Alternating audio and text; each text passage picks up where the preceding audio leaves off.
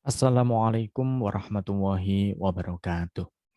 Berjumpa lagi dalam pembelajaran kita terkait dengan mata kuliah riset operasi. Dan pada pertemuan ini kita akan belajar terkait dengan masalah transportasi.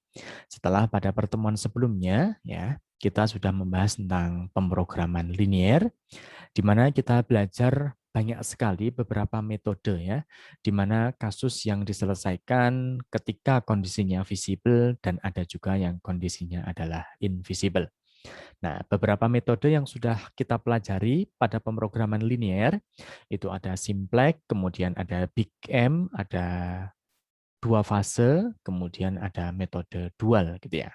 Bagaimana konsep antara primal dan dual itu saling berkaitan. Dan pada kesempatan ini kita akan membahas tentang masalah transportasi atau transportation problem. Oke, pada kesempatan ini akan terbagi menjadi 3 bagian. Yang pertama, motivasinya kenapa kita perlu belajar masalah pemrograman linier ya, tapi ketika kita kaitkan dengan masalah transportasi seperti itu. Kemudian yang kedua, representasi masalah transportasi, dan yang ketiga, beberapa metode yang akan kita gunakan dalam menyelesaikan masalah transportasi. Motivasi yang perlu kita ketahui gitu ya, bahwa ketika kita belajar tentang masalah transportasi, yang perlu saya sampaikan di sini kita tidak belajar tentang masalah kendaraan ya, atau kita belajar tentang alat transportasi gitu ya. Akan tetapi ketika kita berbicara masalah transportasi dalam masalah optimasi di riset operasi gitu ya, maka masalah transportasi ini merupakan suatu masalah gitu ya. Dengan fungsi tujuannya adalah minimum. Artinya kita akan meminimumkan biaya gitu ya pada suatu komoditas tertentu dari sejumlah sumber komoditas menuju ke tempat tujuan pengiriman komoditas. Artinya di sini nanti ketika ada suatu produk ya, suatu komoditas barang kemudian akan kita kirimkan kepada suatu tempat tertentu gitu ya. Bagaimana sih biayanya agar menjadi biaya yang paling minimum? Harapannya dengan biaya minimum, semua barang bisa tersalurkan dengan baik dan dengan sempurna. Kayak gitu. Nah, di sini nanti kita juga akan tahu, merupakan salah satu bentuk model jaringan kerja. Ternyata ketika kita berbicara tentang masalah transportasi, itu bisa kita representasikan ke dalam bentuk suatu jaringan. Nah, beberapa implementasinya dalam masalah transportasi yaitu ketika kita membahas tentang pengendalian operasi suatu sumber. Kalau kita berbicara sumber komoditas berarti adalah pabriknya gitu ya. Kita bisa mengendalikan suatu pabriknya. Selain itu kita juga akan bisa penentuan daerah penjualan.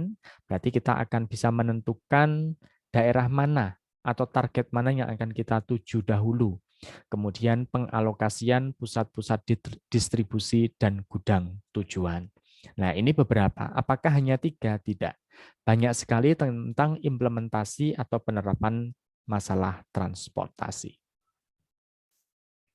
Nah, secara umum gitu ya, karena masalah transportasi ini merupakan generalisasi atau perluasan dari pemrograman linier gitu ya, maka masalah transportasi pun juga bisa kita formulasikan ya, kita formulasikan ke dalam bentuk pemrograman linier. Karena fungsi tujuannya tadi adalah minimum gitu ya, ini sesuai dengan bentuk standar dalam pemrograman linier, maka bentuk pemrograman linier dari masalah transportasi yaitu minimum F sama dengan sigma dari I hingga ke M, kemudian sigma J hingga ke N, CIJ X IJ. Di mana sigma dari I hingga M X IJ sama dengan AI gitu ya. Kemudian sigma J hingga ke N X IJ sama dengan BI gitu ya. Di mana X IJ-nya pasti lebih besar sama dengan 0 karena ini menjadi variabel non negatifnya. Di mana kita tahu bahwa AI gitu ya, AI ini merupakan sejumlah komoditas yang ada pada suatu sumber KI, berarti komoditas yang ada pada suatu pabrik tertentu. Kalau kita berbicara sumber, berarti kita mengeranahnya adalah suatu pabrik atau tempat produksi. Gitu. Kemudian BC ini sejumlah komoditas yang diperlukan pada suatu tempat tujuan ke I, sedangkan CIJ merupakan biaya per unitnya transportasi dari I menuju ke J, dan XIJ adalah jumlah komoditas yang akan ditransportasikan dari I ke J atau jumlah komoditas barang yang akan dikirimkan gitu ya dari I menuju ke J, di mana I ini adalah tempat produksi atau pabrik, sedangkan C adalah tempat tujuan atau gudang yang akan dikirimi suatu barang atau suatu komoditas. Nah, secara umum bentuk pemrograman linear dari masalah transportasi itu sebagai berikut. Nah, sehingga ketika kita berbicara masalah pemrograman linear gitu ya, maka pastinya kita akan diarahkan menuju ke bentuk standar gitu.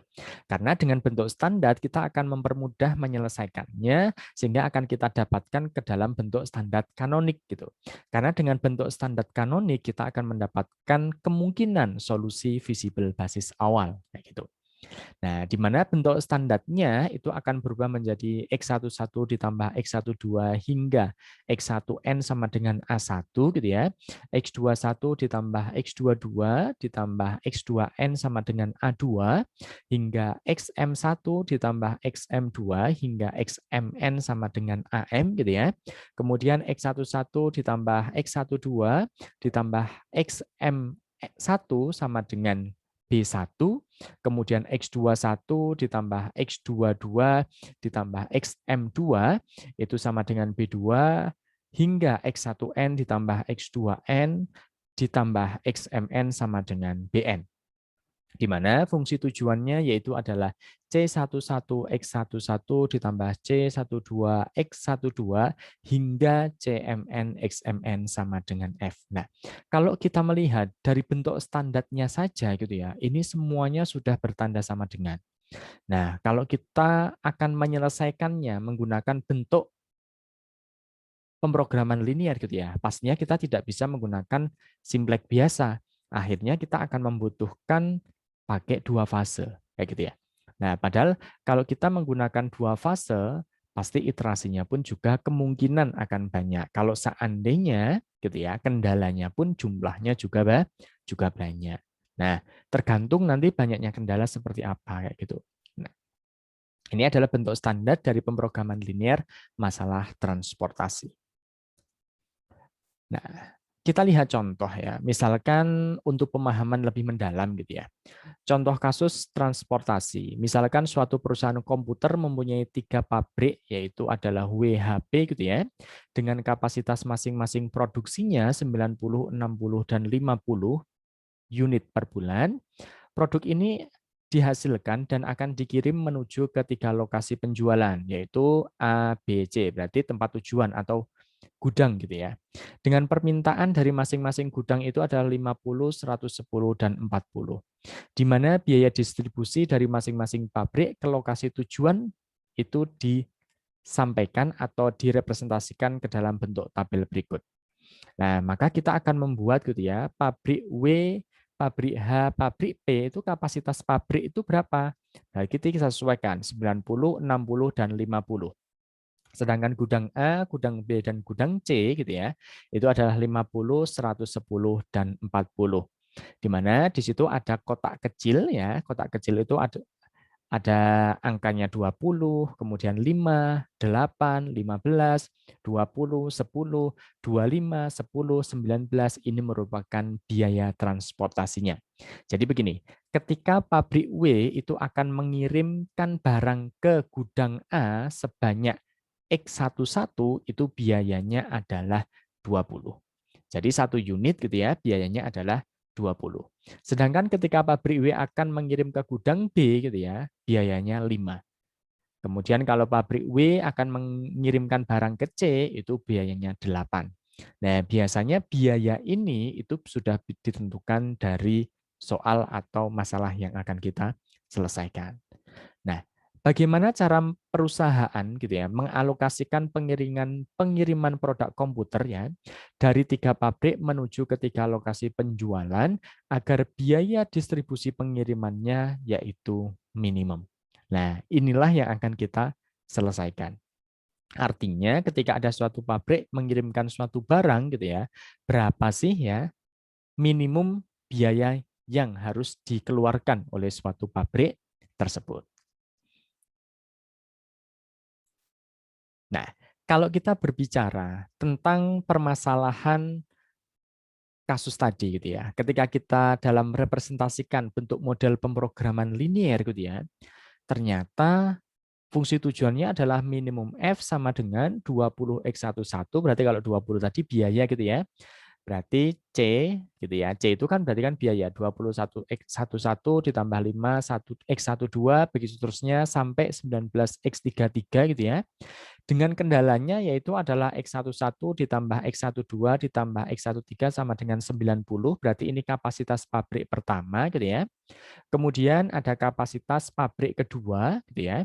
Begitu selanjutnya ada kapasitas pabrik ketiga, kemudian kapasitas penjualan pertama, kapasitas penjualan kedua, dan kapasitas penjualan ketiga.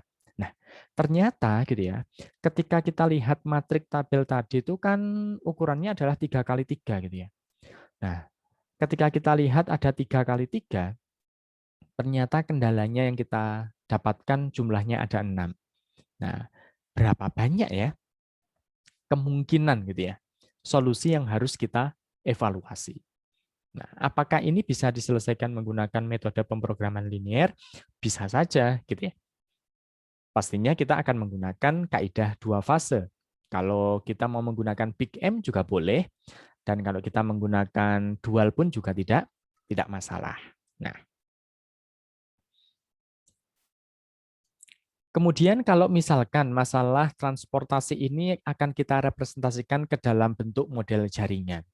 Artinya ketika ada suatu jaringan gitu ya, berarti kalau kita berbicara suatu jaringan, berarti akan ada suatu hubungan titik satu dengan titik yang lain gitu ya. WHP adalah pabriknya, kemudian ABC adalah tujuannya. Dan itu akan dihubungkan oleh suatu garis dengan bobot masing-masing, di mana 20, 5, 8, 15, 20, 10, 25, 10, 15, ini menunjukkan dengan biayanya gitu ya. Kemudian 90, 60, 50 ini merupakan kapasitas produksi pabrik, 50, 110, dan 40 ini merupakan jumlah permintaan dari setiap gudang yang ada. Ini kalau kita berbicara tentang masalah jaringan. Artinya, ternyata masalah transportasi bisa kita representasikan juga ke dalam bentuk model jaringan, selain dalam bentuk model pemrograman linier. Selain itu ternyata representasinya kita bisa membuatkan ke dalam bentuk tabel transportasi gitu ya. Artinya kita akan membentuknya gitu ya, mengelompokkan sesuai dengan matrik gitu ya, matrik tabelnya di mana kita buat dua bagian dari sama ke, artinya dari itu berarti pabriknya gitu ya. Berarti dari pabrik W, pabrik H sama P gitu ya. Kemudian ke-nya mana tujuannya itu gudang A, gudang B, dan gudang C. Dan kita tahu gitu ya, kapasitas dari pabrik itu adalah kita taruh di sebelah kanan. Kalau W kapasitasnya 90, H 60, P 50. Sedangkan gudang permintaannya sejumlah 5A 50, B 110, dan C 40. Dan totalnya sama-sama 200. Artinya produksi dari semua pabrik jumlahnya 200. Sedangkan kebutuhan gudang seluruhnya juga 200. Ketika antara permintaan dan penawaran sama, ya, yang ditawarkan sama, atau yang dikirimkan sama yang diminta itu sama, maka kondisi ini disebut dengan kondisi yang seimbang. Dan ini menjadi syarat ketika kita akan menyelesaikan permasalahan pemrograman gitu ya, pemrograman linier dalam bentuk masalah transportasi gitu ya, maka kita harus merubahnya dulu menjadi bentuk yang setimbang. Dan jadi nanti kalau misalkan ada yang belum seimbang, maka harus kita bentuk ke kondisi yang seimbang dahulu. Nah, beberapa metode gitu ya, metode-metode ketika kita akan menyelesaikan masalah transportasi, kita akan pelajari terbagi menjadi dua bagian. Yang pertama adalah kita menentukan solusi visible basis awal. Semua kita harus menentukan solusi dari visible basis awal. Kalau kita sudah mendapatkan solusi basis visible awal gitu ya, maka ini nanti akan kita lakukan evaluasi tentang kondisi optimalitasnya. Di mana metode yang bisa kita gunakan untuk menentukan solusi visible basis awal yaitu ada 3, metode barat laut yaitu atau northwest corner atau NWC gitu ya. Kemudian metode minimasi biaya least cost atau LC, kemudian metode Vogel approximation atau VAP. Nah, nanti akan kita pelajari adalah 3 ini. Sebenarnya banyak metode yang bisa digunakan. Sedangkan proses evaluasinya untuk menuju kondisi yang optimal dari kondisi awal basis gitu ya, itu kita bisa menggunakan metode stepping stone yaitu metode lompatan kata lebih mudahnya. Kemudian yang B yaitu metode modified distribution variable. Nah, atau yang disingkat dengan MODI. Jadi kita nanti akan menentukan solusi visible basis awal dulu, baru akan kita cek tentang optimalitasnya. Terima kasih, itulah terkait dengan pengantar ketika kita belajar masalah transportasi. Semoga bermanfaat. Wassalamualaikum warahmatullahi wabarakatuh.